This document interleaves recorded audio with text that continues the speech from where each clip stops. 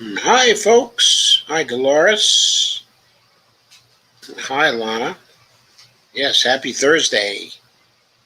Hashtag job guarantee. He says, hi, all. Glad to see you. Carmen says, reporting for duty, Sergeant Hulk. Thank you. Thank you all.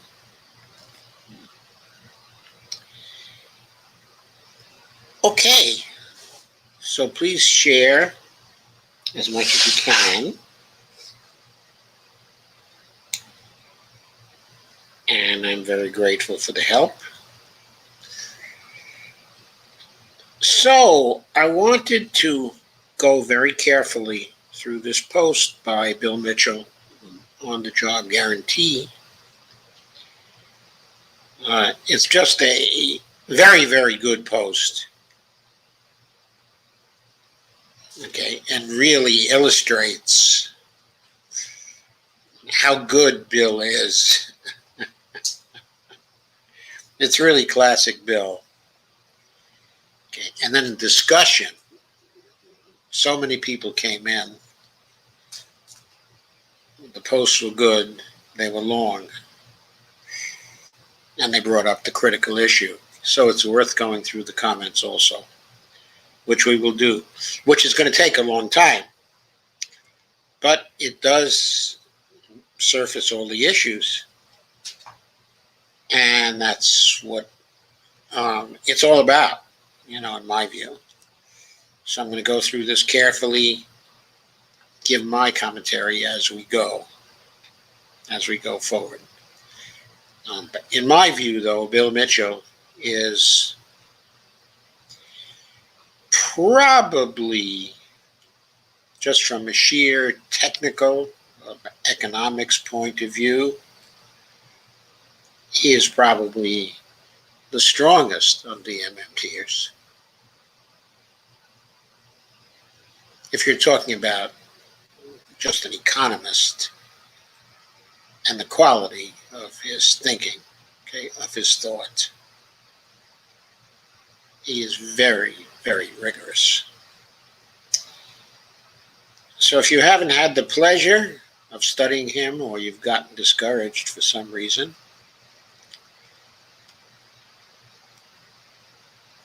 hopefully you'll enjoy this analysis. This is Bill's blog, okay, on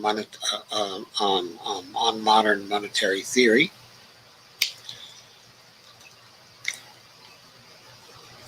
And the title of this post, that was done on July 30th, 2020, which I guess is about 8 months ago or something like that now, setting things straight about the job guarantee. Bill says we need to get a few things straight. And this is partly for those out there who seem to think that the extent of literature on modern monetary theory, MMT, or the job guarantee within MMT, is confined to collections of tweets that allow 280 characters or Unicode glyphs. One doesn't become an expert on, quote, full employment, unquote, or political economy, because they've suddenly realized there's a major crisis in the labor market and have decided to strategically place their organizations for self-serving purposes to be champions of full employment. There is an enormous literature on the job guarantee, and I have been a major contributor along with my valued colleagues. Bill has been contributing to this area of the job guarantee, I believe, since 1978. So it's quite a while. This is since long before the MMT synthesis occurred. This is a crucial time in history, says Bill, and one of the glaring deficiencies in the current crisis and economic management in general is the lack of an employment safety net. This is what MMT has to say about that safety net and stabilization framework. Some recent high-profile op-eds in the mainstream Australian press that I have written in partnership with Indigenous leader Noel Pearson have apparently inflamed the so-called progressives out there who seem to, one, object to me writing in the Murdoch press, two, object to me writing with Noel Pearson, and three, object to me saying that I would scrap the current unemployment benefit system in Australia and replace it with a job guarantee. And four, conclude that I have a naive grasp on the, quote, political economy, unquote, in Australia, and are essentially pushing MMT towards a hard right political position. Most of the objections come from people who have a past history with the Australian Labor Party in one way or another. I guess you're probably getting Bill's writing style by now. It's very often single sentence paragraphs. Sometimes he'll go to 2-sentence paragraphs, but it's like he's writing down these full sentence thoughts and allowing them to stand alone. I'm lecturing someone about their grasp on political economy when they belong to organizations that spent millions of dollars at the last federal election in an attempt to get rid of the worst conservative government we have had, only to see the government return with an increased majority is not very smart. The master of understatement here. Further, spending considerable dollars targeting certain ministers and then seeing them getting increased votes is not a very good indication of a sound grasp when it comes to political economy. In one case in Brisbane, the minister was totally unelectable but increased his majority.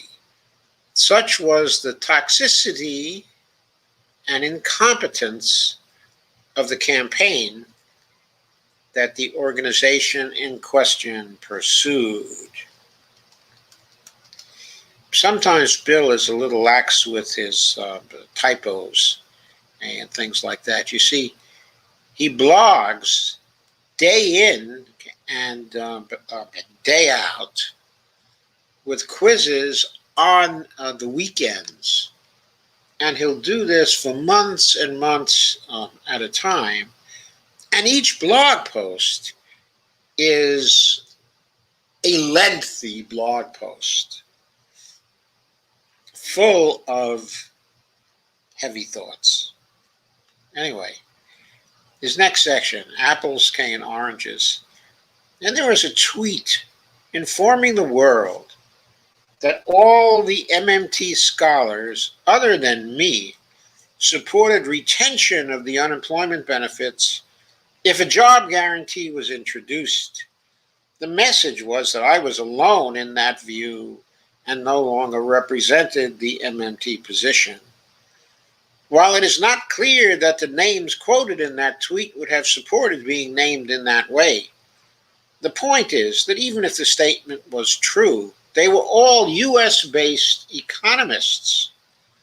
Why is that important? Because the US unemployment benefit systems are not remotely comparable to the Australian system.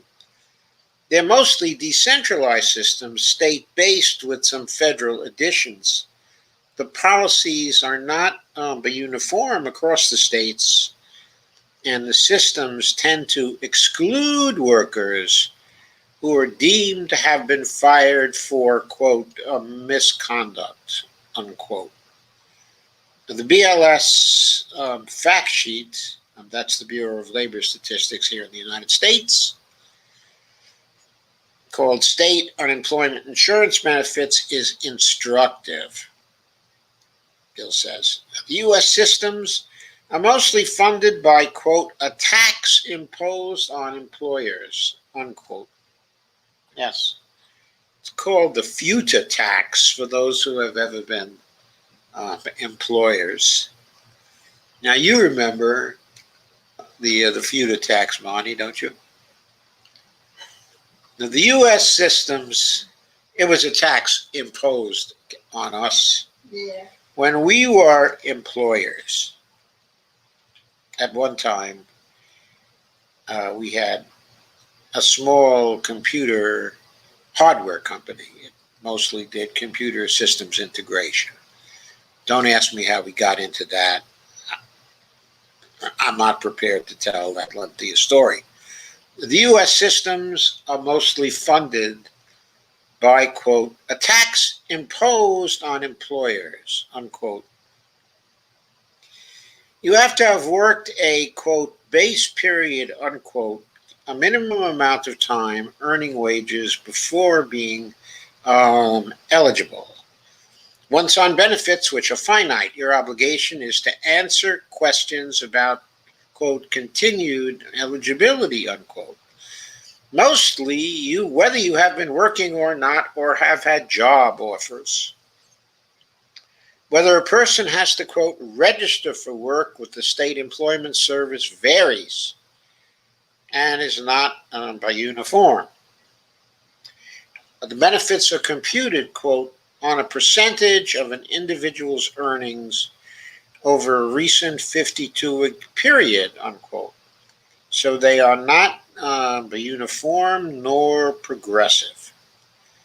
The benefits run out after a, quote, maximum of 26 weeks in most states, and federal income taxes are levied on the employment payments, the unemployment payments, sorry. Conversely, the Australian system is federal and provides a uniform payment to workers who are deemed eligible. It is not an insurance system, nor does it base the payment on any past earnings. The current unemployment benefit, quote, ignoring the short-term pandemic supplement, is well below the adult poverty line, and the gap has been getting worse in both real and in nominal terms.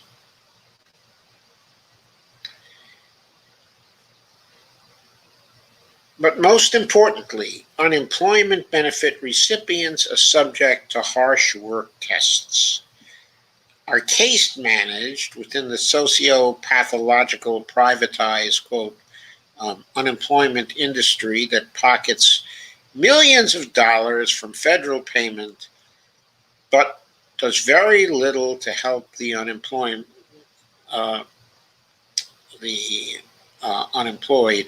re-enter the paid workforce. This privatized system punishes unemployment workers by reporting them to government, who then, quote, breaches, unquote, them, which means they lose their miserable unemployment benefit. In that context, I would doubt whether any of my US-based MMT scholars, those names in the tweet referred to above, would advocate the retention of such a system that the unemployed have to tolerate in Australia. So the last part of this, he was talking about the Australian system as opposed to the American system. So trying to, quote, divide and conquer, unquote, by asserting views that might apply within one nation as being applicable to another nation, which has a completely different system of unemployment benefits, is not very smart. Broke because Greece can. And then the question is, why would any Australian progressive want to keep our pernicious unemployment benefit system when a guaranteed job was provided at a socially inclusive a minimum wage supplemented by social wage benefits, a service guarantee, if you like. No, it's not just a job guarantee, but a service guarantee. And workers had the right to choose the hours they worked in the job guarantee program. And he says, I will come back to the job guarantee pay and conditions argument presently, but let's tease this out a bit. These so-called progressive champions of full employment might reasonably say they don't support the pernicious nature of the current system. Good. So then, what have we left? Drum roll. Effectively a UBI or some version of it. Of course, UBI is a universal basic income, as we all know. So we are back to that, says Bill. They would want a UBI to be run parallel with the job guarantee. I noted a tweet from someone claiming to be an MMT proponent saying exactly that. Well, none of my American MMT economics colleagues support the introduction of the UBI, says Bill. He's right. None of his MMT economics colleagues that I know support the introduction of the UBI. The fact is that once you go down the UBI route, you are diluting the inflation anchor provided by the job guarantee, which is a central proposition within MMT and is one of the features that sets it apart from mainstream macroeconomics. Once you dilute the inflation anchor, then you are effectively back in a Nehru world. That's the non-accelerating inflation rate, of unemployment, where unemployment is used as a policy tool to discipline any inflationary processes. You cannot have it both ways as an MMTer. If you support a UBI, then you should not hold yourself out as a proponent, of MMT. Simple as that.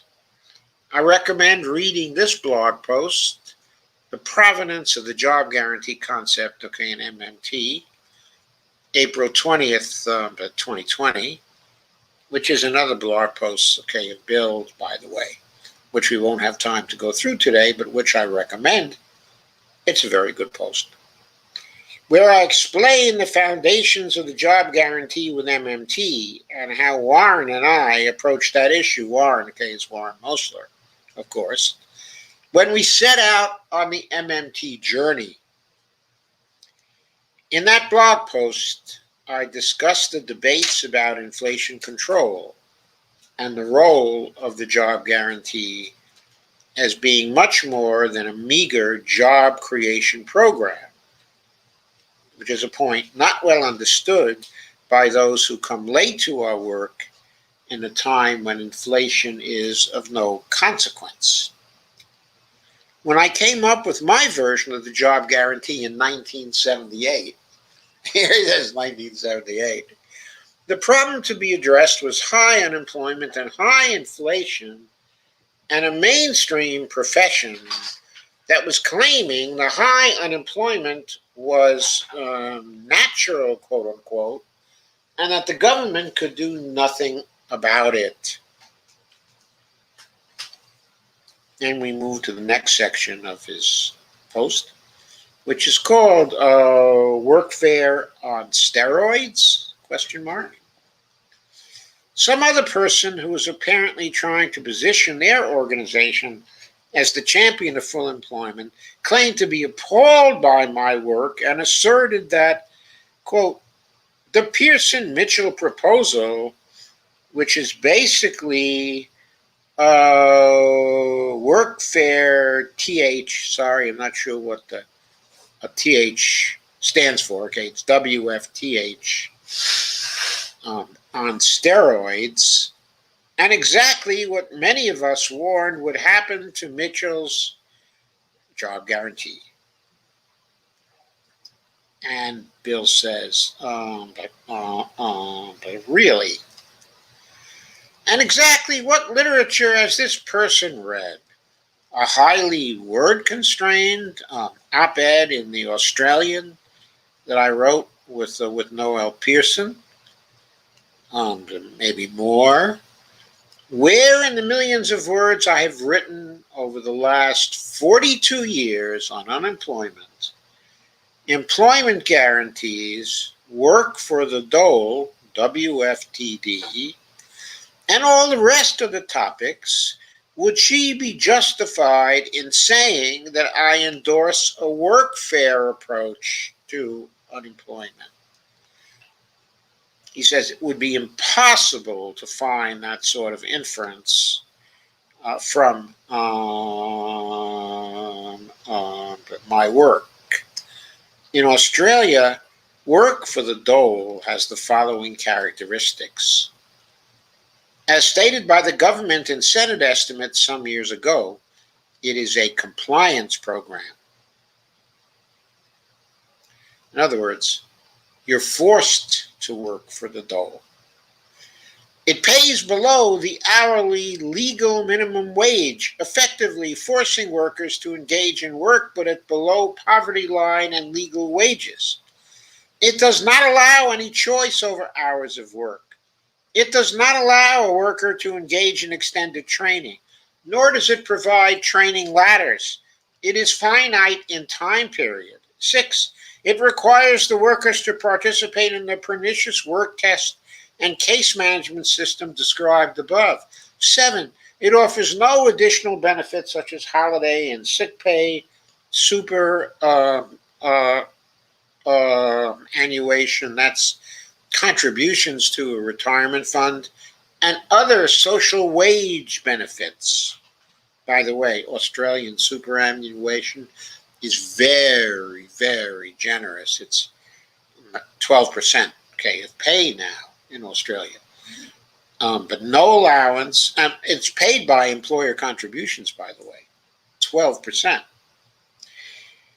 No allowance is made for workers with mental health problems. The state takes no responsibility for the failure of the economy to generate enough jobs.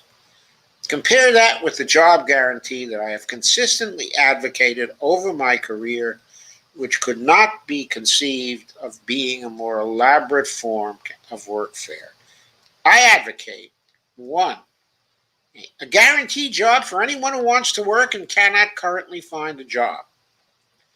They would receive a socially inclusive minimum wage.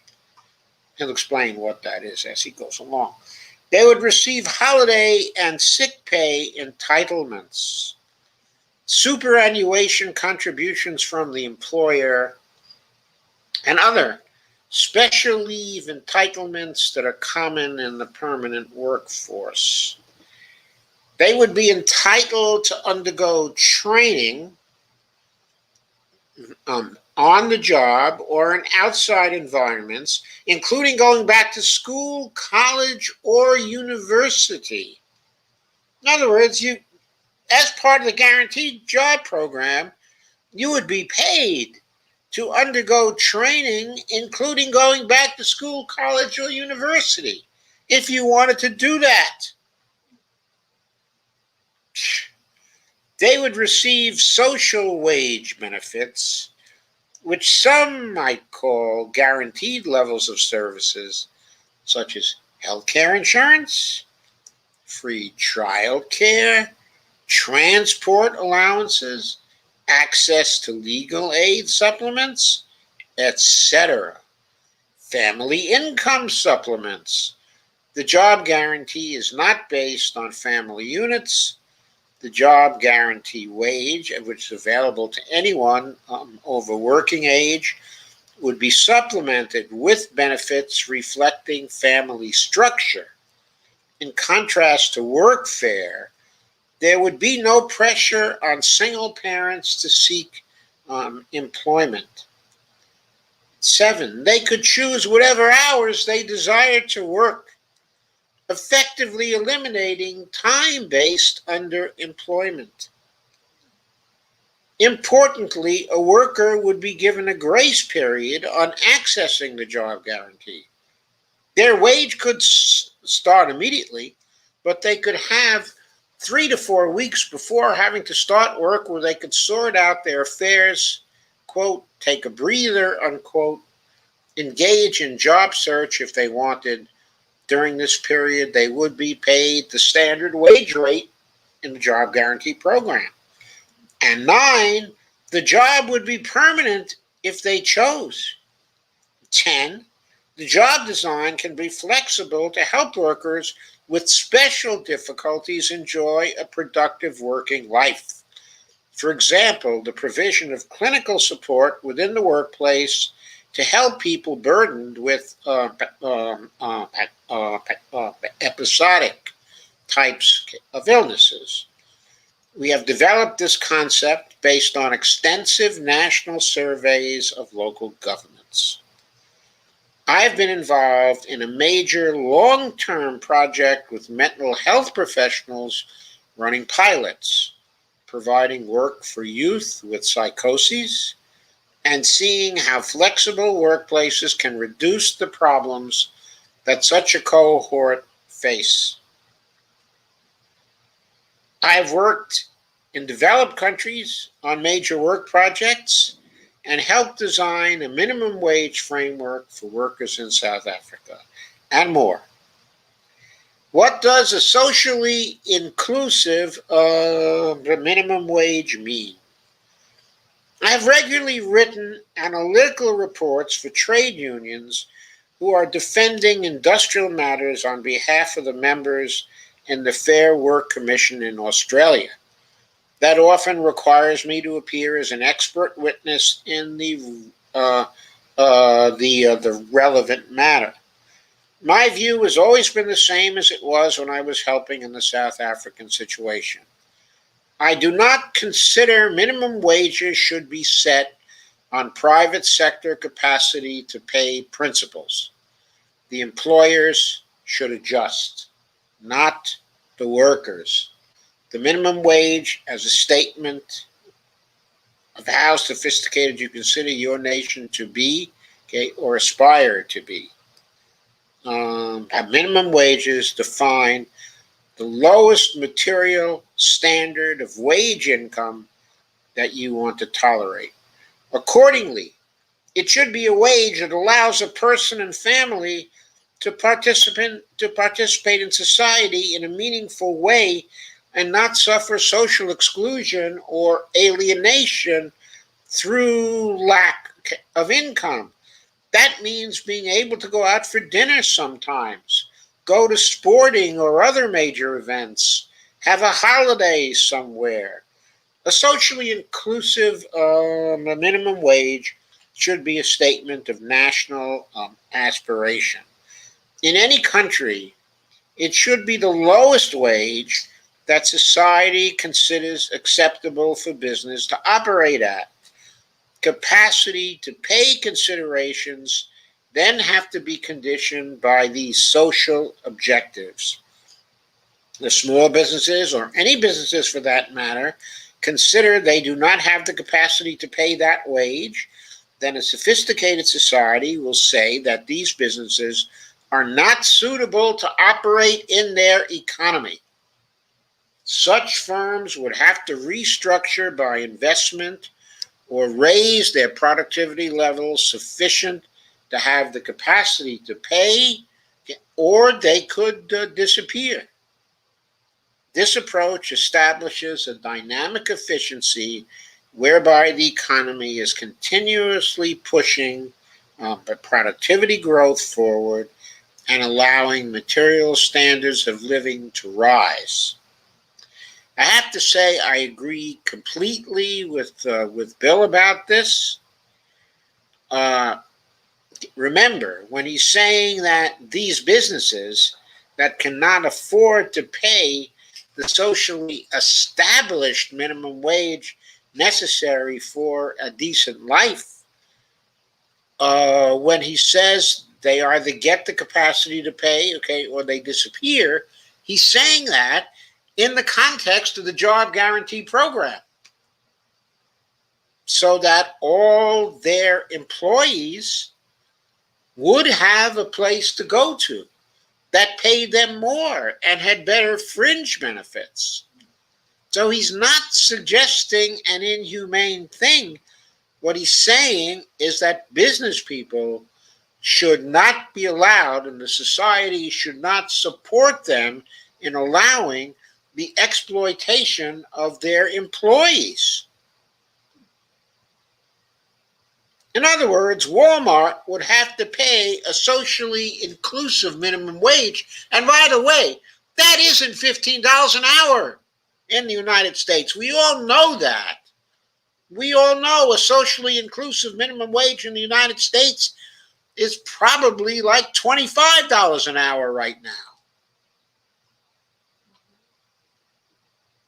This approach establishes a dynamic efficiency whereby the economy is continually pushing productivity growth forward and allowing material standards of living to rise. I'm sorry, I scrolled down a little too far there. I consider that no worker should be paid below what is considered the lowest tolerable material standard of living just because some low-wage, low-productivity operator wants to produce in a country and make, quote, cheap, unquote, profits. I don't consider, Bill says, that the private market, quote unquote, is an arbiter of the values that a society should aspire to or maintain. That is where I differ significantly from my profession. The employers always want the wages system to be totally deregulated so that the quote, market can work, unquote, without fetters. This will apparently tell us what workers are, quote, worth, unquote.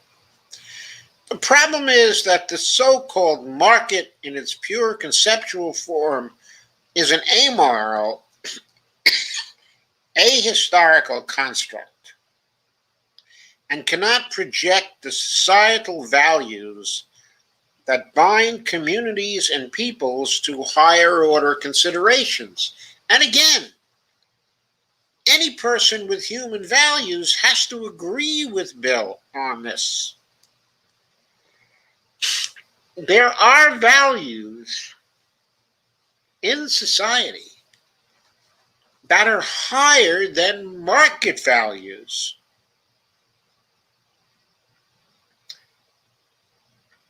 The market economy is our tool. We are not or should not be its tool. The highest value is not the market. Insofar as we use markets, they are means to an end. And as Bill says, they cannot project the social values that bind communities and peoples to higher order considerations. The minimum wage, Bill says, is a values-based concept and should not be determined by a market. And by the way, it's not determined by a market here in the United States. It's determined by politics, isn't it? It's a value-based concept appropriately determined by politics. And it would be far different if our politics had not been corrupted by companies that are bribing our politicians. Anyway, those principles govern the way I have operated as a professional over many years. I've not seen too much analysis coming over the years on these topics from those so-called progressives who are now slinging the mud about what Noel Pearson and I are trying to achieve by way of improving the lives of unemployed workers. This next section is called coercion. But my position has always been the same. A progressive society is one based on collective aspiration. But neoliberalism is based on the promotion of individual aspiration, even if it is at the expense of the collective. That is why we are in the mess we are in now. Health issues aside, but connected, Bill says. I think the state has a duty to use its fiscal capacity to ensure there are jobs for all those who desire them. In other words, he's saying, I think the state has a duty to fulfill, to use its fiscal capacity to fulfill a real right to work. Franklin Roosevelt in the Economic Bill of Rights said, put forward a right for people to have a job. He said that having a good job was an economic right. He was saying, in other words, that there was a right to work. Now, the Republicans, of course, later perverted that with their right to work laws, so called, which are really the right to be exploited by private operators looking for cheap profits. That's what it's a right to do. It's not a real right to work. Franklin Roosevelt's right to work has never been implemented in American society yet. But Bill is agreeing with Franklin Roosevelt here, saying the state has a duty to use its fiscal capacity to ensure there are jobs for all those who desire them. In general, if there is something that is useful for the public sector to provide, then I would create those jobs in the public sector in the standard way.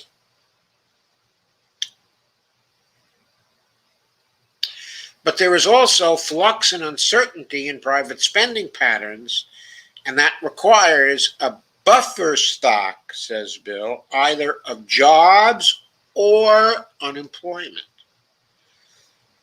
And he says clearly, this is a simple sentence, but it is very pregnant, the costs of using unemployment to meet the flux and uncertainty of the private capitalist spending patterns are massive and extend well beyond the income GDP losses. Using an unemployment buffer stock approach as an automatic stabilizer, which is what he thinks the job guarantee is, has to be superior to that approach. And how can you say it's not superior from a values point of view? He's saying from a values point of view, it is superior because it doesn't leave people unemployed when they don't want to be unemployed. So what are the responsibilities of people within that society? I consider that persons who are able to work should be required to take a job guarantee position to gain the income support if they are unable to find a job elsewhere. He then says they don't have to take the job guarantee job. It is not a work camp approach, but to receive the state's socially inclusive minimum wage under the conditions specified, they should be prepared to contribute back to society. That is the progressive collective approach. I will get into that point of view later. Generally speaking, I do agree with that particular point of view, but not necessarily with the implications that Bill draws from it. But let's go further. He says that is the progressive collective approach. And generally speaking, okay, I think it is. He says, I argue that this possession of a job is a crucial source of self-determination for the typical worker in a capitalist system and the core of regional community development. I agree with that too. It's a crucial source of self-determination and a feeling of worth for workers who've been brought up in a capitalist system. Please be clear, persons unable to work would be provided with a, quote, living income, unquote. This includes the aged, the sick, the disabled, the young. They would have generous material support. Tweets that claim I support the abolition of all welfare are just plain straight out lies. I don't consider a healthy society as one that does not take responsibility to encourage young people to develop skills and engage in paid work rather than be passive recipients of Social Security benefits. There is strong evidence linking long-term unemployment and social exclusion, where the latter is manifested in economic deprivation, the absence of institutional support, and social, cultural, and spatial isolation. This is Noel Pearson's concept of, quote, passive welfare, unquote. If you're interested in this concept and how it relates to the job guarantee, please see Conversation with William Mitchell and Noel Pearson on Newcastle, December 15th, 2019. And there is an interview, this is a conversation by Bill K. and Noel, and he gives the YouTube link to that particular conversation in this article. So you can pick it up from here. He then says, the failure to engage in paid work, for whatever reason, cannot be narrowly construed to be merely an inability to generate disposable income which can be compensated for through a benefit, but entails a much broader form of exclusion from economic, social, and cultural life.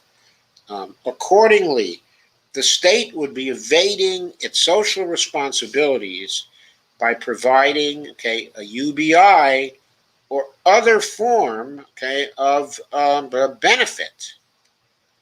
In other words, Bill's saying, if you want people to be included in social life, if you want them to have a full life, then having a job that produces value for society is something that is necessary for them to have. Now, there are other things in life besides having such a job. Yes, having a job is not by itself sufficient to have a full life.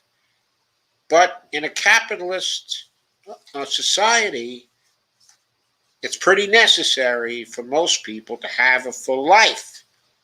So he's implying or saying there should be a right to work, or there is a right to work for those who want to work, and the job guarantee fulfills this particular right.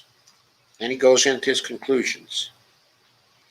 He says, I think language loses all meaning if you think my work is, quote, right-wing, unquote, in nature or leaning, or that the job guarantee we propose is just nasty workfare or worse. There will be more from Noel Pearson and myself in the near future as we launch a series of live streaming sessions promoting our work together. But I do hope that this blog post has clarified things for those who cannot be bothered researching our work in detail. That is enough for today. Well, this post had 75 comments, which is a fair amount for just a single blog. In other words, a single person's blog.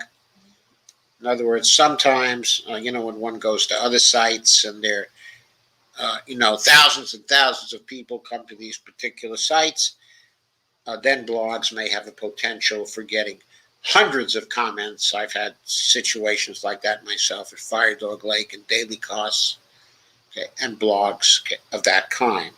But 75 comments is a very healthy number of comments for the blog of a single person. So Ken says, number 9, the job would be permanent if they chose. And he asks, does this represent a difference in approach between you and Warren Mosler? He's been emphasizing that the primary task of persons on the JG is to transition back to the private sector. And by Philip Lawn, who, as some of you may know, is an MMTer, and an Australian who does a tremendous amount of work in the green area and in the area of genuine progress indicators, and in producing also new indicators that merge genuine progress indicators with green indicators. He's very good in his work. And he comments and says, a minimum income is designed to provide its receiver with a financial claim on real goods and services. Because goods and services don't fall from the sky, i.e., they must be produced, the integrity of a minimum income depends on a nation's productive capacity. For example, a third world country cannot provide the same income, okay, minimum income, as a highly productive first world nation. By absolving able minimum income recipients of any obligation to make a productive work contribution to the goods and services they can purchase, a universal basic income undermines the productive capacity foundation of a minimum living income. In other words, a UBI undermines itself, something that advocates of the UBI don't understand or refuse to accept. A job guarantee overcomes this by tying work and the goods and services produced, obligation of the citizen, with the job provided and the minimum income received by the abled citizen, obligation of the state, which is a parenthetical phrase that he includes there. And Philip Lawn then makes a second comment to Ken, who made that very first comment I read. Warren Mosler would argue that the JG is designed to enable people to transition back to well-paid and meaningful private sector jobs with decent employment conditions, not just any private sector job, but provided the latter become available. Most people on the JG would choose to make this a transition. So Warren says it's a transitional job, but he doesn't mean by that people would be forced to transition back to the private sector jobs if they like their job guaranteed jobs. What he means is that after the economy gets going again, then presumably the private sector would become able again to offer jobs to people that they would want at higher wages and better benefits than they could get from the job guarantee program. And Neil Wilson, who's a UK MMTer, who I interviewed a few years back twice on the very subject of the job guarantee, and those are pretty good interviews. You can find them somewhere on the YouTube channel, but not on my YouTube channel. They're I think somewhere on the Real Progressive YouTube channel, because I was live streaming to them at that time. So Neil says, who was very good on the job guarantee, by the way, says, or to summarize, it's only MMT with a job guarantee. And he's absolutely right about that. MMT is at the core. The job guarantee is at the core, okay, of MMT. As I contended myself in a 16-part series called The Job Guarantee and the MMT Core, the Job Guarantee and the MMT Core, which is still available, okay, at daily cost if you want to look for it. It's in, if I recall correctly, 16 installments. Warren Mosler figures actually very prominently in it, as do some critics, okay, of MMT. Okay, Echo Newbie says, perhaps a job guarantee as you plan would have meant that the security firms in Melbourne would not have had a ready supply of cheap labor to approach via WhatsApp. As it appears, many of those workers were left out of federal support measures, so it is hardly surprising the outcome. What is surprising is that the federal government has not been roasted for penny pinching. A society based on collective aspiration will always surpass a marketplace like the USA, says the Echo Newbie. Now Wilson says in the next comment, quote, does this represent a difference in approach between you and Warren Mosler? He has been emphasizing that the primary task of persons on the JG is to transition back to the private sector, unquote. And Neil says, it's the same approach. The task is to transition to the private sector just as soon as the private sector comes up with an offer that persuades you to transition. You'll not find anything in Warren's comments that puts a time limit on being on the JG. The power is in the hand of the worker. If they don't find anything they like, they can stay where they are. It is for the private sector to improve its offer, not for the worker to lower theirs. And Neil Wilson then makes another comment. Quote, a universal basic income undermines the productive capacity foundation of a minimum living income, unquote. And Neil says, it does and it doesn't. Scratch the surface of any the UBI scheme, and you will find a set of people locked into the UBI zone via some currency peg or some other exclusion mechanism who do not receive the UBI. Those are the workers who are exploited by the reinvigorated capitalist system the UBI relies upon, and where the surplus extraction takes place that props up the whole edifice.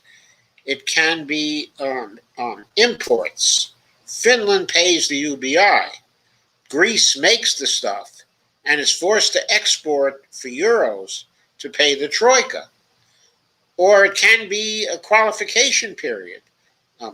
Immigrants have to work 5 years before receiving the UBI, and probably a few others, or reserve currency hegemony, in parentheses, plus export-led growth, quote unquote, and supply more, quote, reserve currency, unquote, dollars owned by rich oligarchs. Close parens. UBI supporters wandering around values signally how moral they are handling alms to the poor, and themselves, but let's not mention that, support this sort of exploitation. And Steve American wrote on Thursday, July 30th at 1617, Bill, a very well done and informative piece. Bravo. The only place I suggest changing it is to use the word imaginary, quote unquote, to describe the quote, the market, unquote, and to go on and explain that it is conceived as, quote, one man who will never die, who buys and sells to himself, unquote, which is the ideal conception of the market, okay, in liberalism. It's not even a person, okay, it's imaginary. As I have heard other MMTers and but also Mark Blythe describe it, and he advises, Steve American does, pound this point home. It is a very interesting point to pound home, and a very correct point. Mark Kelleher says, that's pretty clear on the job guarantee, except I may have missed 2 points. What happens to people who cannot work for, e.g., disability reasons, or perhaps work as a carer? And 2, what happens to people who choose not to work? Is there some form of residual unemployment payment? So Kelleher is raising in point 2, is there a right not to work and to still be able to live? He's raising that point. His first point is what happens to people who cannot work. I thought Bill was clear about that he thinks the welfare system covers that, and he is not advocating for the ending of the welfare system. So Neil Wilson responds and says, his reply, which is not necessarily a reply to that comment, but his next comment is, a UBI is wildly popular amongst the venture capital types, since they see it as a way of continuing the current hegemony. Now the, quote, lend lots of money, unquote, trick has run out of the road. Just in case you are in doubt, here is, quote, universal basic income is capitalism 2.0, unquote. That's an article by Tim J. Robinson, which he links to. And he ends his comment by saying, which amusingly is tagged, quote, supply side economics, unquote, and then studiously ignores any impact on the supply side at all. So it's capitalism 2.0, supposedly supply side economics, but doesn't say a thing about the impact of a UBI on the supply side, which of course is one of Bill's strong points, that eventually it ruins the supply side. And other people have made that point too, that over a period of time it eats up the supply side if everybody gets a universal basic income, at least one that is adequate to live on. Neil Wilson says, quote, what happens to people who cannot work for, e.g., disability reasons or perhaps as carer, unquote?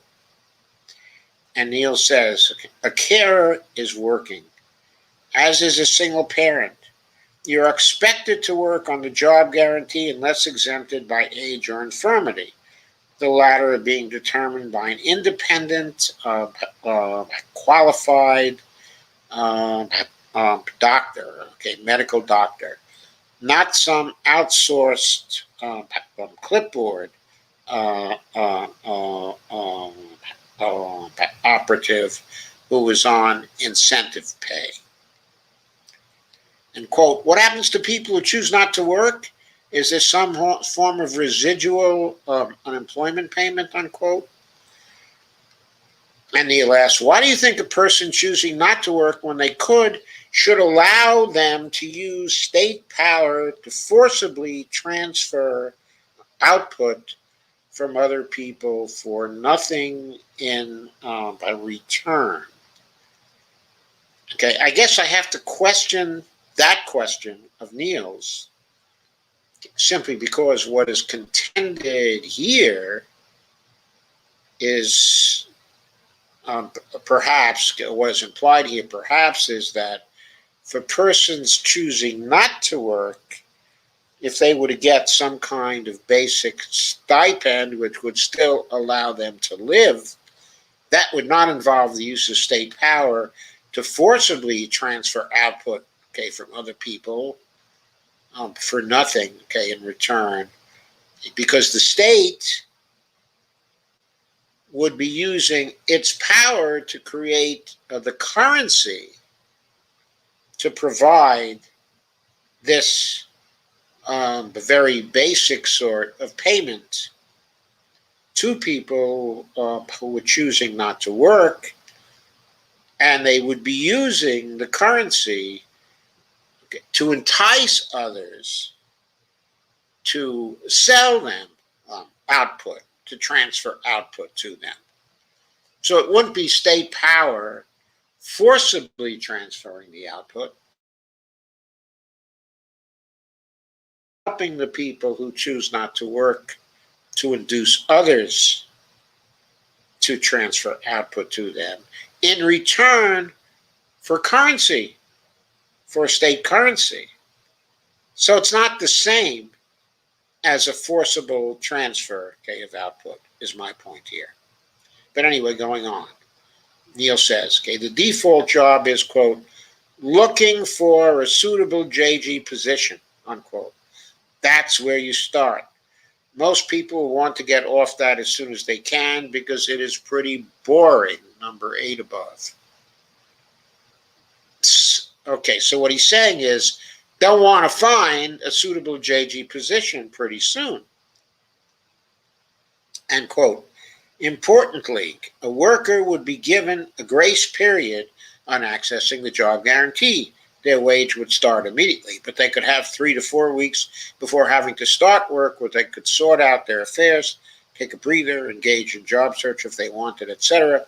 During this period, they would be paid the standard wage rate.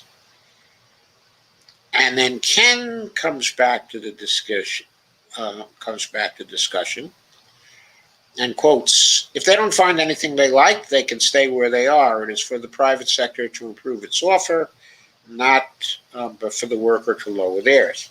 Ken says, hey, Neil, I like that answer. Mainly, I've been trying to bend my mind about Warren's comments on this podcast episode. And, okay, there's a link to a podcast. I don't know whose podcast it was, on what do central banks do. And Ken says, I've asked him on Twitter about this, and he gave some helpful hints, but I'm still trying to figure out if all the MMT heavies are on the same page here. And Derek Henry says, we probably could have both because it is time to start talking about the retirement age. Look at what it takes to be able to retire at 55. He says 16 to 55-year-olds provide all the goods and services needed, and you say to the private sector, once people reach the age of 55, you can no longer have them. From that simple statement, so many positive things happen. Then the job guarantee becomes what it was designed for, a transition mechanism. Once the private sector knows they have to provide everything everybody needs with less workers, surely productivity will increase, but naturally. Well, I'm not really so sure about that, but anyway, that's Derek's view. Over 55, it's an interesting view. Over 55s are provided for with a UBI. Well, I wouldn't call that, okay, a UBI. That's a Social Security payment. The healthy, decent payment, okay, a reward, if you like, for doing their part for society, says Derek Henry, which gives the left a social contract blueprint that everyone can vote for, which would allow us to change the private pension industry and the fire sector. He says, the more and more I've thought about this model, all I can see are good things happening that address most of the issues around employment and fix a lot of the issues that stem from unemployment. Of course, all the usual issues like real resources constraints and inflation will apply, but all that would be needed is more focus and better embedded structures of planning in the system to overcome these issues. And as you become more productive, the retirement age can be revisited, and 50 would be the new target. And he says, my own view is this should be the next MMT book. I've never liked the idea that MMT is a lens, as ever since the concept was introduced, it has been exploited by the liberal middle class with their art degrees and economists from the left. Ann Pettifor and others come to mind, and the accountant, Richard Murphy, who was a UK accountant, by the way, who's, if I recall correctly, he's an advisor to the Labour Party and is kind of sort of an MMTer, a sometime MMTer. Derek Henry says, okay, the title of the book that he envisions, quote, Life Begins at 50, How We Get There, unquote. If there is no MMT without a job guarantee, then let's smash the lens and let's put some nuts and bolts and streamline the approach to show what needs to be done to the economy to achieve this new social contract. He says, once the social contract is the goal, then policies can be attached to the principle to get the job done. I think what Derek Henry is saying here, it says, MMT is not simply some neutral lens that everybody can use, okay, for whatever purpose. It is based on particular values, he might have said. It's based on the idea of the public purpose. He might have said, okay, it's based on the idea that the job guarantee is a superior stabilizer because it's in line with our social values. He's saying that the MMT economists may not completely agree on values, but there is a common value position that almost all of them share. So he's saying it's not just a lens, or he's implying. It's not simply a lens. It's kind of an ideology because it incorporates not simply a descriptive lens, but values and preferences and policies, okay, as well. And then he says, I hope one day MMT economists get together and write it. History books are done now. Let's start writing about the future. Then Derek Henry comes back and immediately says, when the U.S. president done that speech about landing man on the moon, which Stephanie highlighted in a book about real resources, constraints, and skills, just replace the words moon landing with retirement at 55. Job done. Central plan the life out of it. And Neil Wilson says, over 55s are provided for with the UBI. Neil Wilson says, that's not universal. Can we just call it a retirement pension like we always used to? Then he says, and incidentally, the retirement pension is where the, quote, distributive justice, unquote, point the UBI like to rely upon is already allocated. You get the retirement pension when you take the inherited capital and maintain it throughout a career while training the next generation to use that capital and passing the capital on to them in a usable and preferably improved state. At that point, you're entitled to ask the next generation, using the capital and skills you have furnished them with, to work those extra hours to produce a surplus to maintain you, as we do already for the working generation just gone. And of course, those who are young now will become old and know that they in turn will be maintained for the same reasons. It's self-perpetuating and palpably fair. The 18-year-old who thinks they should be entitled to retire immediately and citing his share of the inheritance as justification is just a teenager that really needs to grow up. You don't get to enjoy the fruits of the garden until you've attended it, says Neil. So, both with respect to Neil, and Derek Henry, all I have to say about this is, what if you reach the age of 55 and you believe that you've just started to do the work that you love? Should the private sector really be denied your services then? Now, I'm not sure I would mind that so much. As long as you could retire at 55 and go into a job guarantee program, which would still allow you to do the work that you love for the rest of your life. It would be very nice, for example, if you could work as a writer in the job guarantee program, if you happen to be a writer, and still be free to publish books with publishing houses, and still get to keep the royalties that would come out of such an endeavor.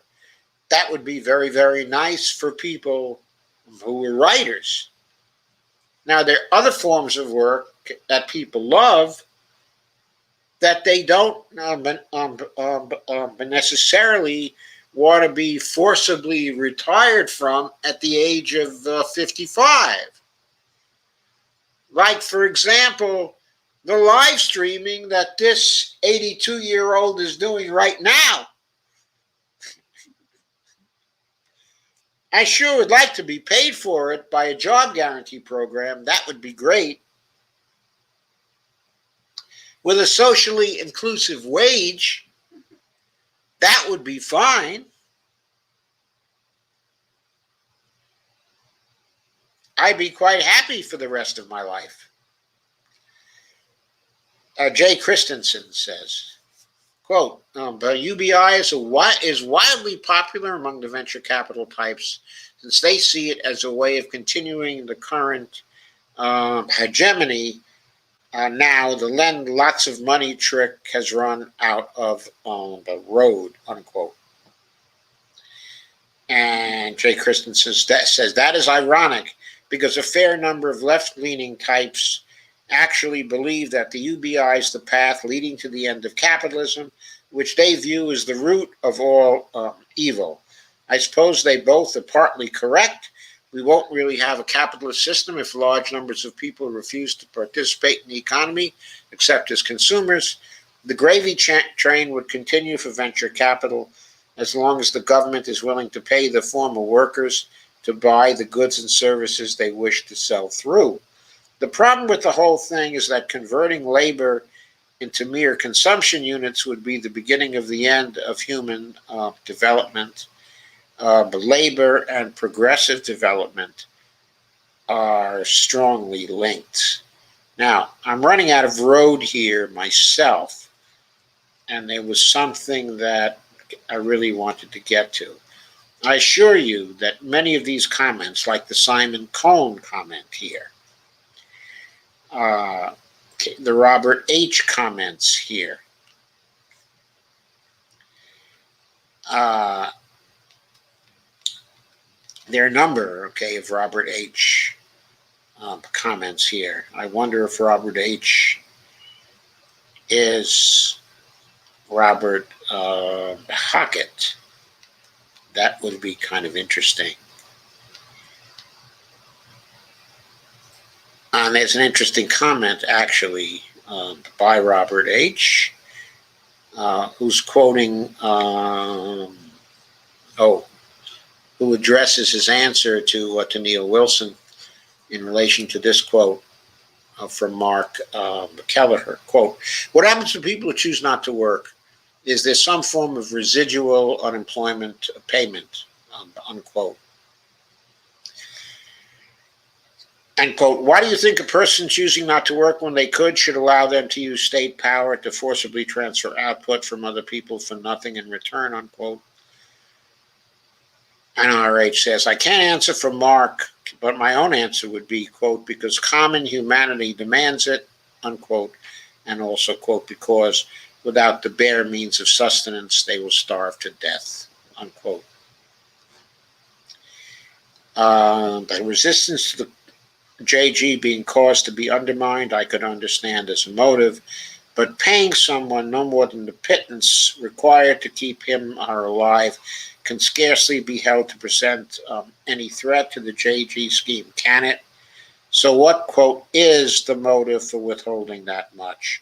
Have we entered the realm of Keynes's remorseless logician, quote unquote? That is a very good question. Okay, Neil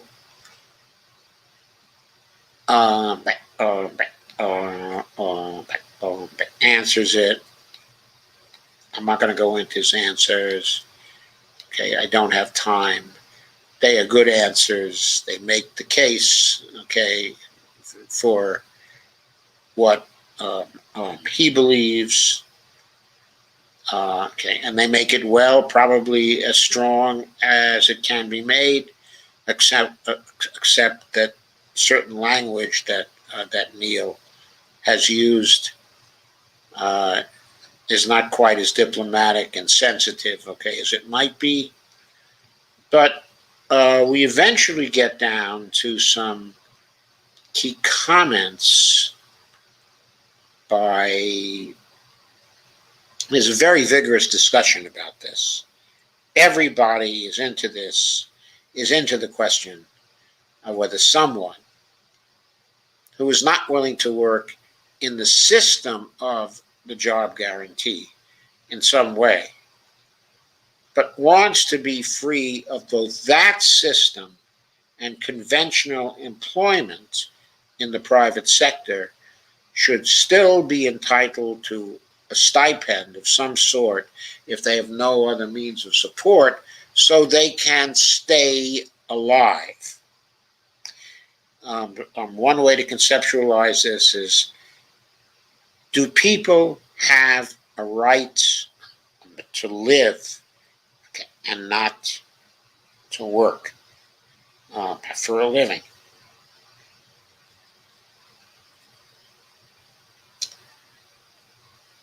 But what I want to get to here and focus on, okay, is some comments that have been made by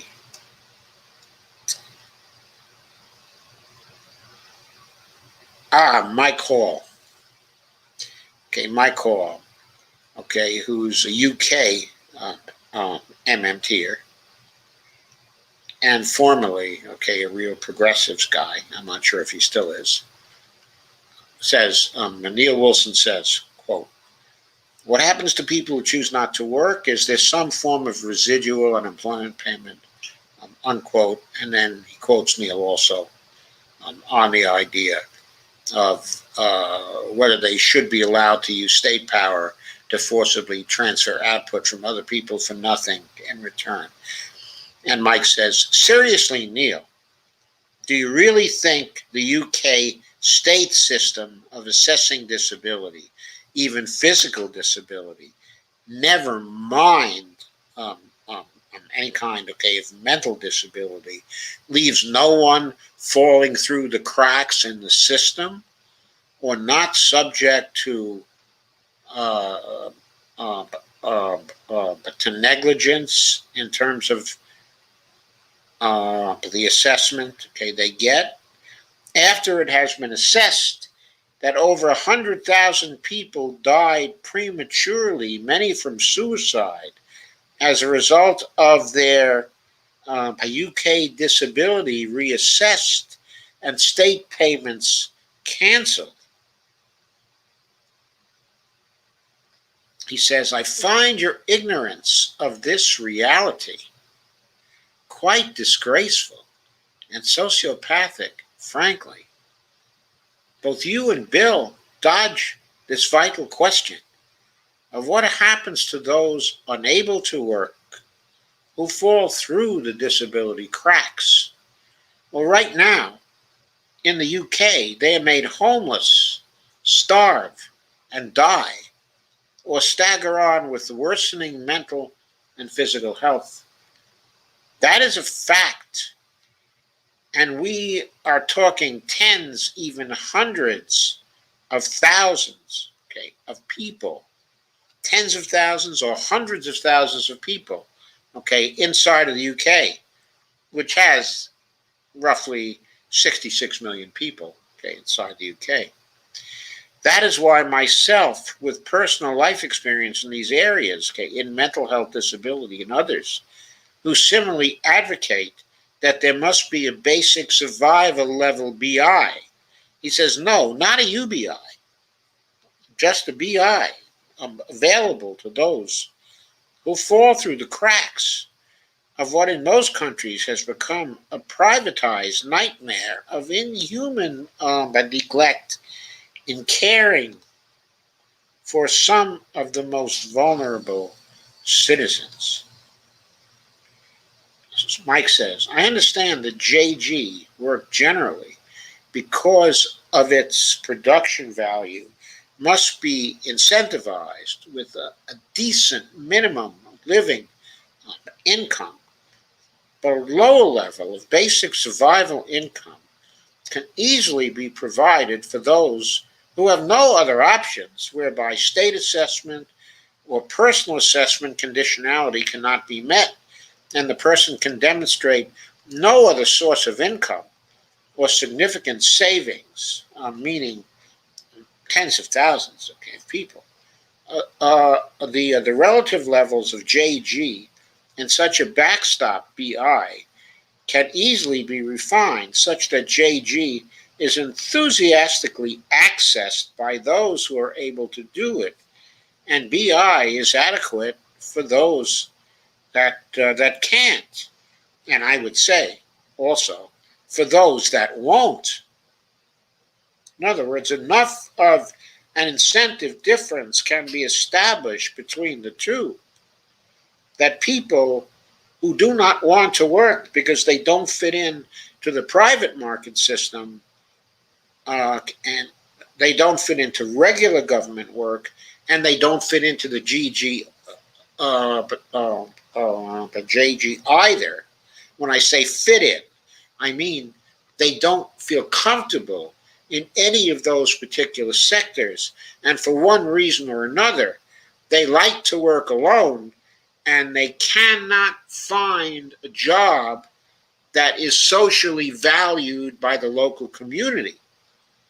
And I would hasten to add, and I'm going outside of what Mike has to say here, but I can easily imagine that someone might think of a job that they would like to do that their local community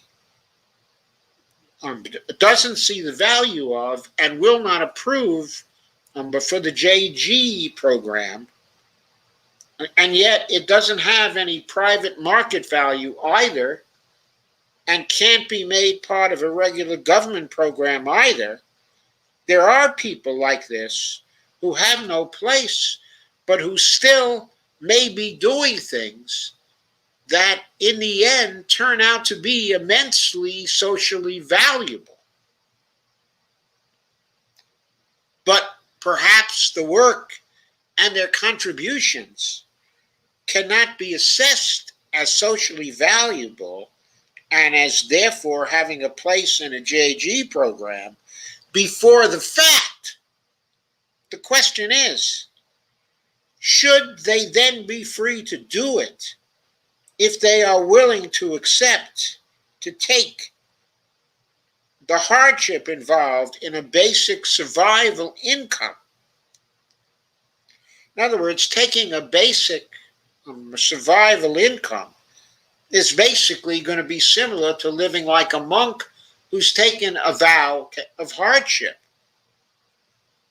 Shouldn't people who are willing to do that be entitled to a state level support. Very many of them may turn out to have done very valuable work in their lives. And you won't know before the fact. So the question is, should a civilized society, a society of aspiration, be supporting the freedom not to work, but still to live? That's the issue as I see it. My answer is yes, they should. I agree with my call on that.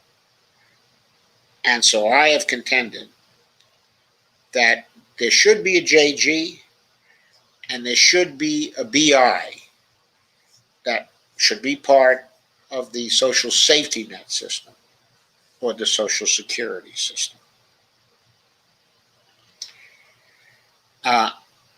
Okay, my call says, furthermore, you and Bill both ignore the political social dynamics of coercing the most vulnerable into a JG program because it's that or starve and become homeless. Now, I have to say that I don't know if I agree there because the conceptions of the JG that Neil has, and I know what his conceptions are because I interviewed him at length on 2 separate occasions. He has very liberal notions of what kinds of things would fit into a JG program. I mean, almost anything you could think of off the top of your head would fit into a JG program. In other words, would be sanctioned by some local area in this country as part of the JG. Okay, so I think Neil is very much aware, and I'm sure Bill is very much aware too, of the political social dynamics of coercing the most vulnerable into a JG program. And I'm pretty sure the level of coercion they would exert in that particular system is pretty light, that they be pretty permissive when it comes to sanctioning certain jobs as job guaranteed jobs. Of course, it wouldn't be up to them. It would be to the local up to the local community in which the person lives.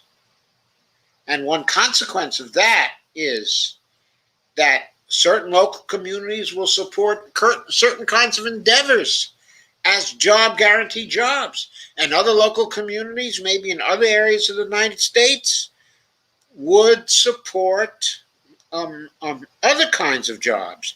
You might have to relocate, okay, if you want to be part of the JG program and still do the work you love. It might be necessary to relocate from Ashburn, Virginia, to somewhere in California.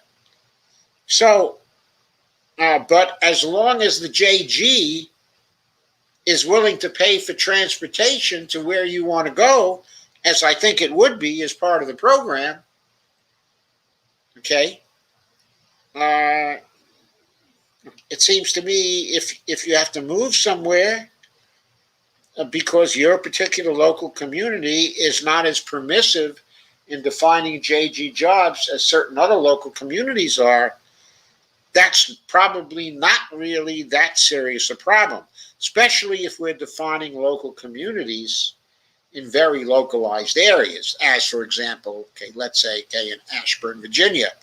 There may be certain jobs that in Ashburn, Virginia, that qualify for the JG, but, if you go to Manassas, which is down the road, maybe 10 miles or 15 miles away from here, there are yet other jobs that are not sanctioned in Ashburn, but are sanctioned,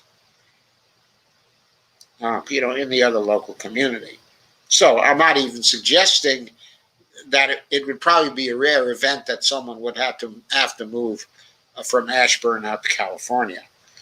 And I think what I'm saying is that it would be a very rare thing that someone could not fit into the JG because it is a program that would emphasize meaningful participation among the JG people themselves.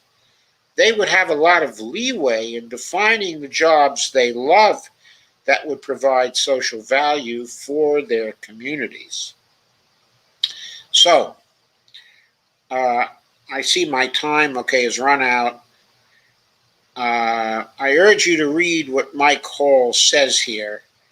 I don't have time to go through it all, but his plea is very impassioned, okay, and very cogent, and that's good because you could really feel it.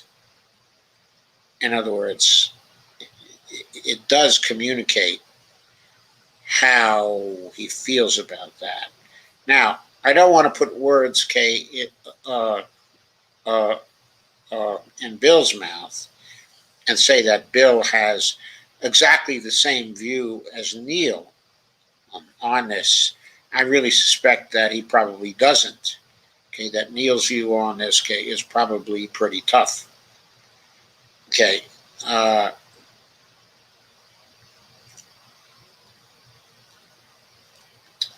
there are a number of people, of course, who agree strongly, okay, with what Neil had to say, and I just want to quote very briefly. Carol Wilcox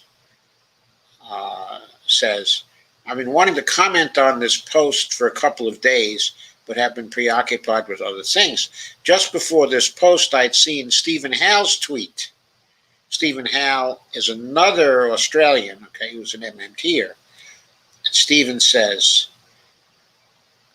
he quotes, quote, 40K Australian federal job guarantee, 30K average income support for those who are not able to participate, and 20K basic income for those who opt out." So, Stephen is saying there's space for a survival income here, and he is setting it in Australian dollar terms as $20,000 per year.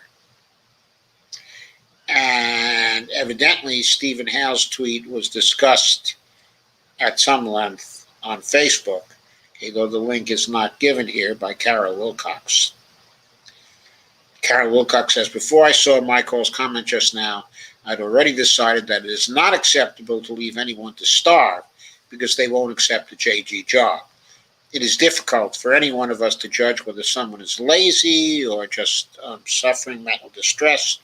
And as someone else commented here, there would not be many who would accept the lower dole income unless they were actually earning elsewhere. And of course, if they're actually earning elsewhere, then they shouldn't be entitled to the basic income dole. So there is that. Going back to these three categories, it is difficult to set a basic income as from a UK perspective. While it's possible to generalize on the cost of most of the basic necessities, food, clothing, fuel, it is impossible to do this for housing. I suppose because housing is currently going crazy over in the UK in some of the really big cities." And so Carol says, okay, the thing I find confusing, though, is this from Bill. 7, quote, "They could choose whatever hours they desire to work, effectively eliminating time-based unemployment." Okay, so my time tonight, okay, is up on this. Suffice it to say, Mike Hall got a lot of support for his comment here, and I think it was a well-taken comment. It doesn't seem to have bothered Bill Mitchell very much. He doesn't seem to have actually replied to it, leading me to think that, well, he just thinks that should be taken care of by the social safety net. He never said there shouldn't be a social safety net. So I doubt that the comment really bothers him at all. But That is the point. Bill does make a couple of comments here. They're generally sharp comments. They reiterate points he made actually rather directly. There's a comment here, okay, by um, uh, um, uh, uh, actually by Warren Mosler, okay, on August 4th. Uh, okay, where Warren basically supports Bill. It's a funny comment because he refers to Billy Mitchell, the Air Force hero in the United States. So there's that. Uh,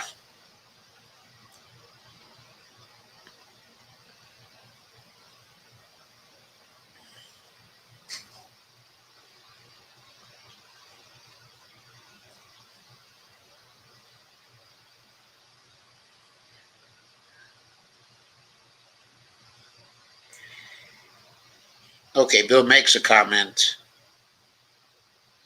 trying to establish the boundaries between policies that fall out of the MNT lens and policies that do not. So what he's doing is he's concerned to keep the boundaries crisp. Okay. He also has a blog post on how job guarantee wages would be set, and he links to that in the final comment, okay, in this particular blog. Okay, so I am done for tonight. I hope to be able to handle a post, okay, by Dean Baker also that wasn't on the job guarantee, but I've taken too much time, which I don't at all regret, okay, on Bill's blog and the comments that came from it. I think it was truly a discussion that is worthwhile going through at some length, okay, for everybody. So I hope you liked it. I see a lot of you are still here. That probably means you did like it, and that's good.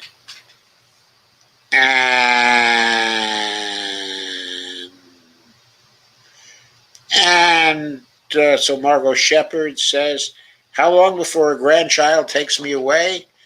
I don't know, Margot. And Rocco says, awesome. How you been, Dr. Joe? I've been great, Rock. How you been?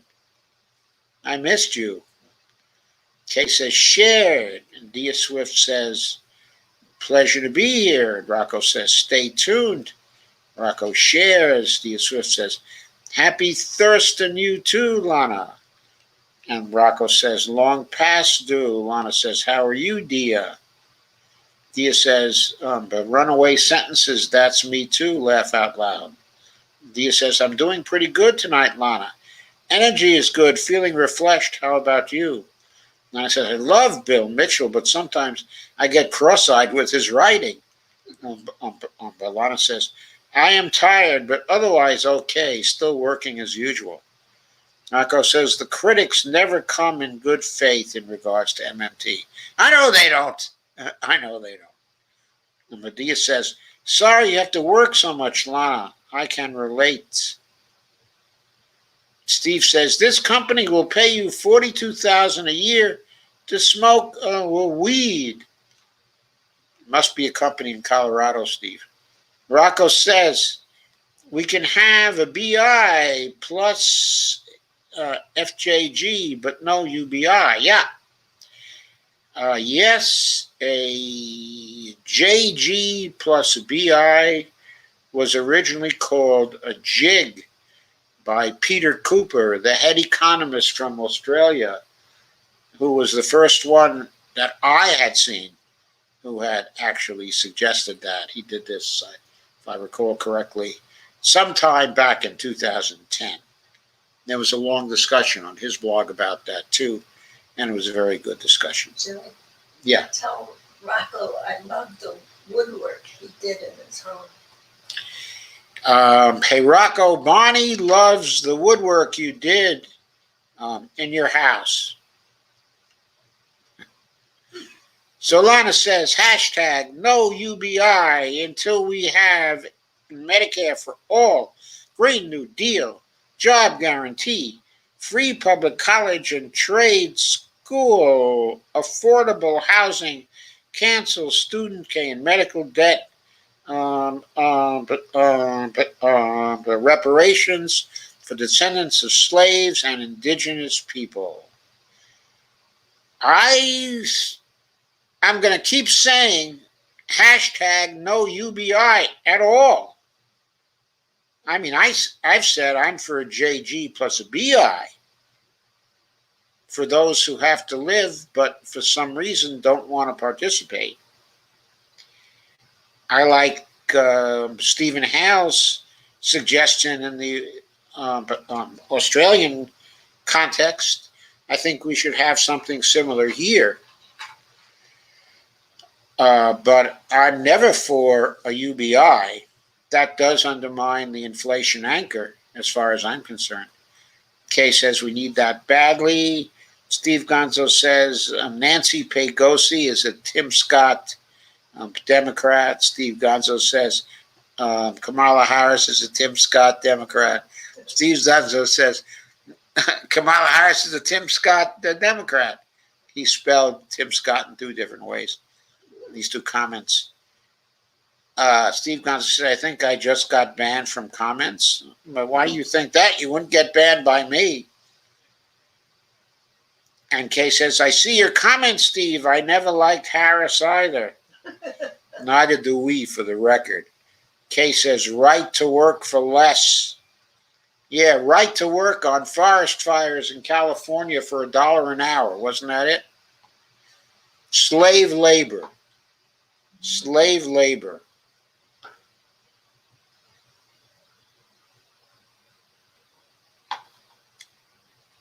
Oh, and by the way, Kamala Harris would not be entitled to reparations because her father was from Jamaica and her mother was from India. So she did not have the provenance that would entitle her to reparations. That's just fine with me after the way she's acted. I wouldn't want her to have any reparations. Ghost Start says, I think I just got banned for making comments on Facebook midstream. So you can't say anything critical about Kamala Harris? That's ridiculous. All I said was Kamala Harris is a Tim Scott Democrat. Lana says Tim Scott ugh. Lana says FB sucks. Even Lana says but laugh out loud. Hi Kay. Kay says hi Evelina. Kay says glad to see you Evelina. Evelina says hi Dolores Steve. Deborah says I missed it. Just got here. I was on the People's Party outreach call. How did that go, Deborah? And Kay says seems this FB page is a problem with all comments now. Deborah Wilson said, I registered as their member today. Lana says, love Phil Lawn.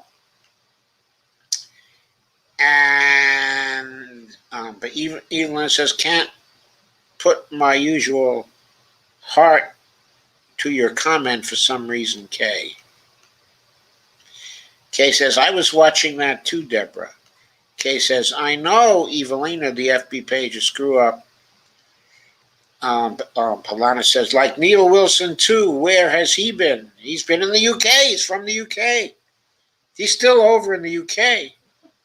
Evelina says, horrible how Australian firefighters were abandoned by the feds. That's amazing. Teresa Sanders says, hola. Hola to you, Teresa. Lana says, you feeling better, Teresa? Ghostdot says, social workers and EMS now will respond to nonviolent mental health calls across New York City instead of the cops. What a good idea. What a good idea. That ought to defuse a lot of these situations. There will be some costs, though. There's no question. But there are just overwhelming costs on the other side. But there's no course of action that's cost free in this world. John O'Rourke says if UBI eats up the supply side, won't a JG run the risk of eating up the supply of employees? No, no, not at all. All the private sector has to do is pay the JG people more. They'll get most of the JG people. For example, okay, let's say we've hit at the bottom of a cycle and we've got 25 million people who are not employed or who have dropped out of the workforce who want to be in the workforce. That may be our situation right now. If we implemented a JG program, probably 20 to 23 million of those 25 million people would be available to the private sector if the private sector was willing to exceed the JG wage and fringe benefits, John. So there'll be plenty of employees for the private sector. Since the private sector has never been able to produce a full employment situation, I certainly don't think that they're going to be able to produce one just because the JG is there. Lana says, good, Steve. Evelina says, isn't the UBI good for entrepreneurs? Just asking.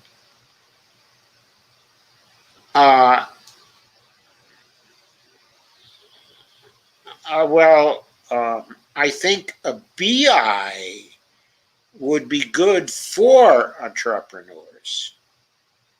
But if the entrepreneurs weren't able to start their company under the JG, okay, now I know the JG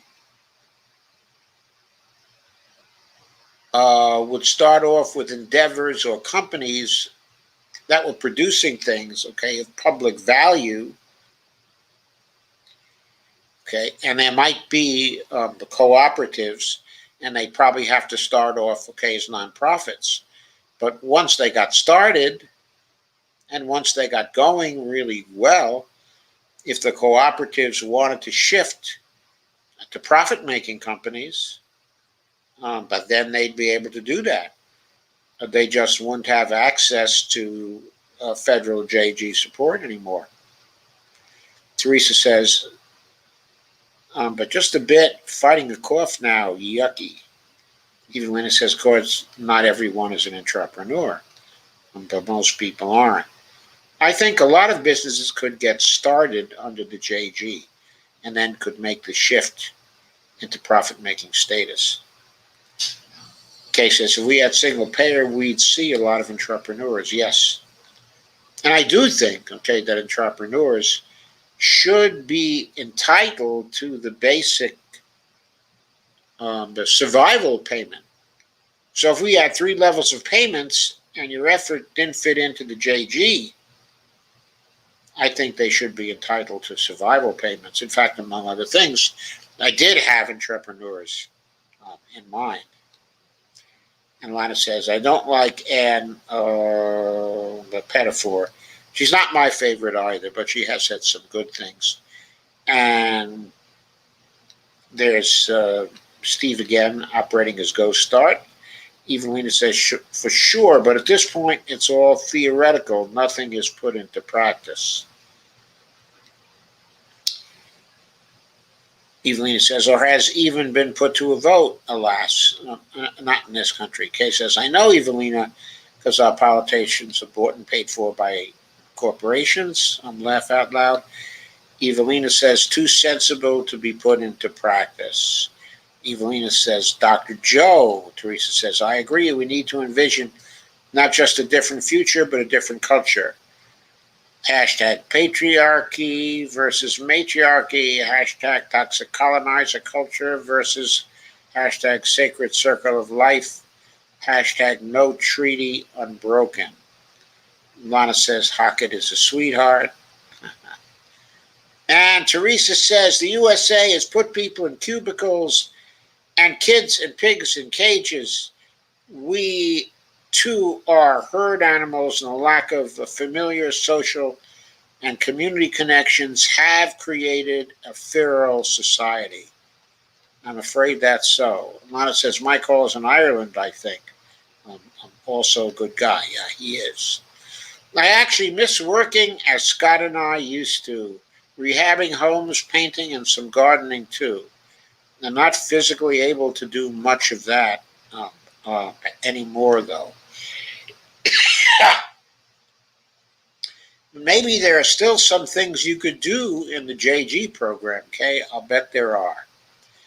Evelina says the UK assessment of disability is atrocious. Evelina says veterans are the worst example of this. Teresa says they also leave out the creativity factor in corporate um, um, um, cubitalized jobs. Um, um, um, Maybe stay working at home will change some of the dynamics.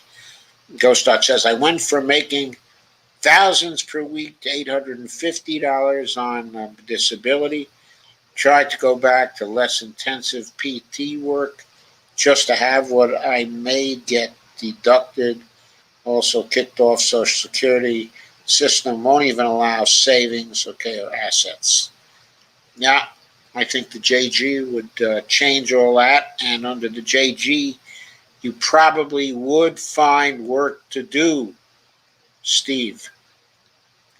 Teresa says all the MMT economists seem to be the most holistically caring people I've ever met.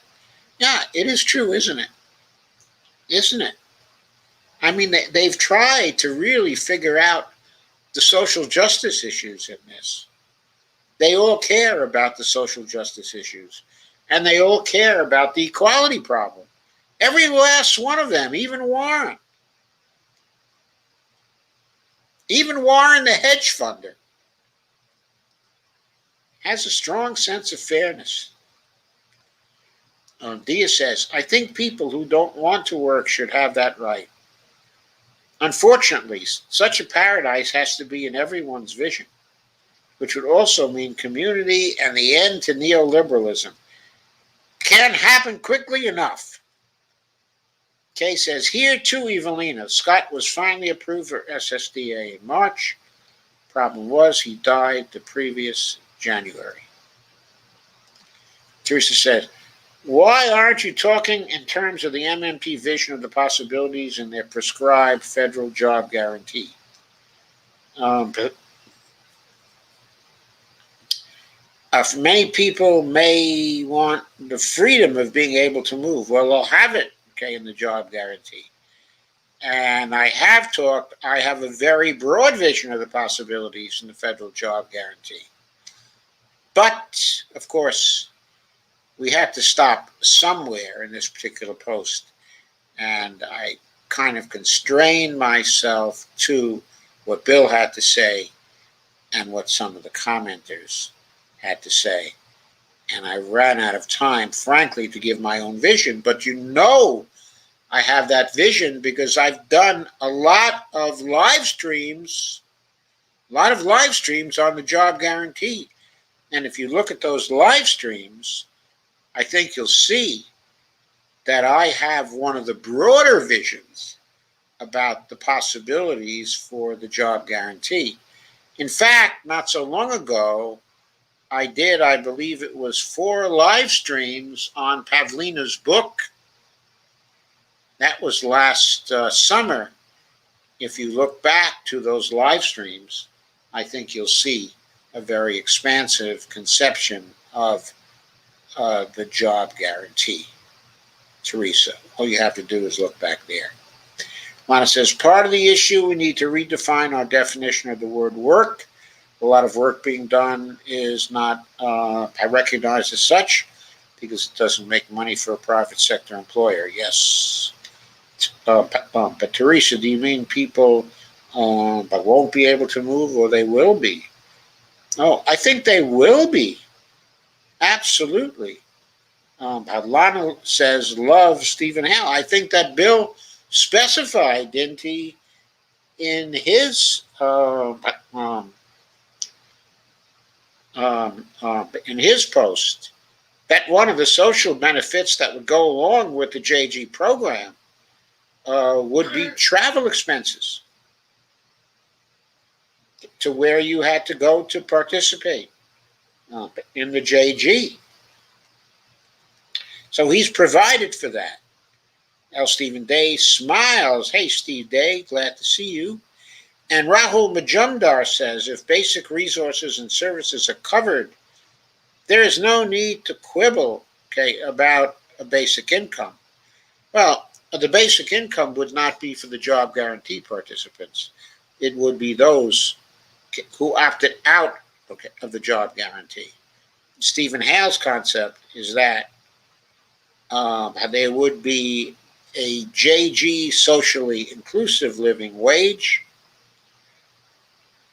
There would also be a living stipend for people who were not able to participate, physically able, okay, or mentally able. I guess it wouldn't be quite as socially inclusive, but it might actually be fairly equal if you consider that if most of your jobs involve going to a place, doing some commuting, some traveling, having to dress, okay, into in a particular way to take a regular job, even in the JG. Okay, the difference between that 30K he talks about and the 40K he talks about, it's probably right there. And then for people who opt out of the program, he still says there should be a 20K stipend, Stephen Hale says. Of course, he places it all in Australian dollars, so the dollars are a little high.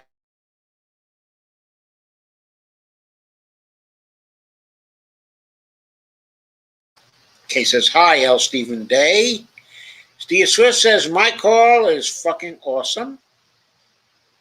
Yeah, I thought my call was pretty terrific. And Rahul Majunda says, take away from President Biden's joint address. But Pago is alive and well. No, not completely. In Biden's joint address, they sort of costed out the taxes he proposed, and he was still lacking something like 300 billion. It was like 1.5 trillion, while the total program was costed out at 1.8 trillion. So there was still 300 billion in deficit spending, okay, in that particular one. And he hasn't outlined all the paid fors in the infrastructure program, okay, as well. The only bill that he's got any taxation in so far was the family care bill. So I'm not sure Pago is so alive, gay, and well. I think they're fighting about that inside of the administration. Some people still want to have the pay go, and there's this, oh, we're fiscally responsible. They still want to say, oh, we're fiscally responsible. Someone's going to come out at some point and is going to say, hey, look, if you're short 300 billion, just mint the platinum coin. Jay says, in general, nationwide, there's at least a 2-year wait for low-income housing in this country. That is wrong. Low-income corporate housing sucks, but better than being homeless. Well, we're going to need a lot more housing. That starts to be in Biden's program, but there's also a bill that was just introduced, much more generous, by Bernie and Jayapal. on expanding public housing. Lana says, "Where have you been, Rocco?" And Dia says, "Time-based employment is enslavement." So there it is. So Bill says, ends time-based employment. Ghost Start says, "He's a homeowner boy now. Love what you've done to the place, Rocco." And Rahul Majumdar says, "No UBI." And Vice President Harris is not an ADOS. What's an ADOS? And Rahul Majumdar says. Lana says, "I agree that Medicare for All would free up a lot of people to start their own business." And Ghost Start says, hashtag Ted Snooze.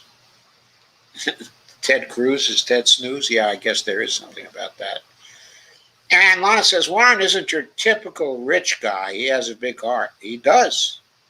He does have a big heart. Dia Swift says, "That K person always veers off the topic and subjects." She smiles. LOL. Ghost Dot says, "Joe Rogan walks back controversial anti-vaccine comments. He says, 'I'm not a doctor. I'm a fucking moron,' unquote." He added, "I'm not a respected source of information, even for me."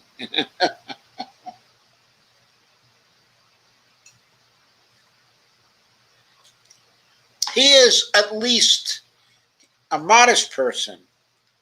Lana says, "I think Kay is reliving memories. I think probably some good memories." Rahul says, "Defined above." Kay says, "I don't see it." Actually, I didn't see it either. Maybe I missed that comment, Rahul.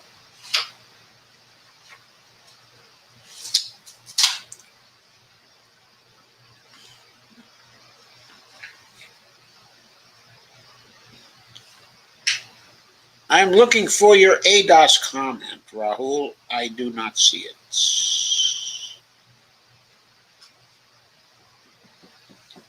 I am pretty sure I have now exhausted your comments. Maybe it failed to appear on Facebook. So, American descendant of slavery. Oh, thank you, Rahul. Thank you. Well, that's an ADOS. No, she's not. Dozens are dead in a stampede in Israel. The victims were attending a religious festival. That's from BusinessInsider.com. I just got that. That's terrible. Sorry to hear that. Dia says, "Yes, Lana, in another world, as the world turns." As the world turns. Well, folks, I think that is it for tonight. I hope you enjoyed tonight. I really did. I always love talking about the job guarantee. I thought Bill had a brilliant post there. I thought that many of the comments were brilliant. They really surfaced the issues well, and in a good way from an MMT point of view. They surfaced the real issues, not the silliness that we normally get. So thank you for coming. I will see you Saturday night. Saturday night, I'll be talking about basically racial justice, police culture, and what can we do? What can we do about the horrible mess we find ourselves in with respect to policing? I'm not sure I'm going to have any good answers. Kay says, "Thank you all for another great discussion. I will miss you all tomorrow and love you all."